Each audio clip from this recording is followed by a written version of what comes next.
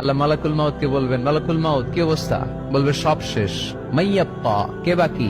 মালাকুল মাউত বলবে জিনেরা বাকি, যাদেরকে দেখা যায় না। আল্লাহ বলবেন জিনদেরকেও শেষ করে ফেলো, রুহু কবজ করো। মালাকুল মাউত আজরাইল জিনদের রুহু কবজ করবে। আল্লাহ এবার জিজ্ঞেস করবে, ইয়া মালাকাল মাউত আখবিরনি মাইয়াপ্পা, এবার বলো আর কে বাকি? মালাকুল মাউত বলবে, আল্লাহ মানুষগুলো সব শেষ, জিনগুলাও শেষ, এবার বাকি ইবলিশ শয়তান। কে বাকি? ইবলিশরেও শেষ করো, ইবলিশও শেষ। আল্লাহ আবার জিজ্ঞেস করবেন, ইয়া মালাকাল মাউতি মাইয়াব্বা, আর কে বেঁচে আছে বলো?